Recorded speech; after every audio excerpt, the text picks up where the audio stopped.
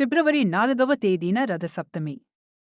హిందూ పంచాంగం ప్రకారం ప్రతి సంవత్సరం మాఘ మాసంలోని శుక్లపక్షం 7వ రోజును రథసప్తమిగా జరుపుకోవడం ఆనవాయితీగా వస్తోంది. ఈ పండగను అచల సప్తమి, సూర్య జయంతిగా పిలుస్తారు. పురాణాల ప్రకారం సూర్య భగవానుడు మాఘ శుక్ల పక్షమి రోజునే జన్మించాడు. ఈ పర్వదినాన్ని పురస్కరించుకుని తిరుచానూరు శ్రీ పద్మావతి అమ్మవారి ఆలయంలో ఉత్సవాలను నిర్వహించడానికి తిరుమల తిరుపతి దేవస్థానం అధికారులు ముందస్తు ఏర్పాట్లు మొదలుపెట్టారు. వేలాది మంది భక్తులు ఆలయాన్ని సందర్శించే అవకాశం ఉందని అంచనా వేస్తోన్నారు. రథ సప్తమి నాడు అమ్మవారు 7 ప్రధాన వాహనాలపై ఊరేగనున్నారు. భక్తులను అనుగ్రహించనున్నారు.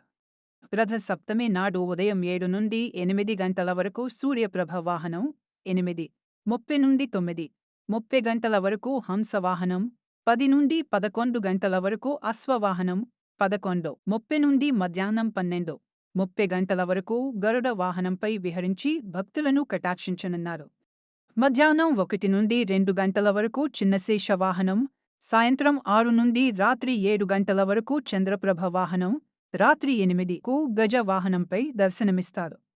మధ్యాహ్నం 3 శ్రీ పద్మావతి అమ్మవారి ఆలయంలోని శ్రీకృష్ణస్వామివారి ముఖ మండపంలో అమ్మవారి ఉత్సవాలకు స్నపన తిరుమంజనం వైభవంగా నిర్వహిస్తారు. ఈ సందర్భంగా అమ్మవారి ఆలయంలో నిర్వహించే ఆర్జిత కళ్యాణోత్సవం, కుంకుమార్చన, బ్రేక్ దర్శనం, ఊంజల సేవలను టీటీడీ రద్దు చేసింది.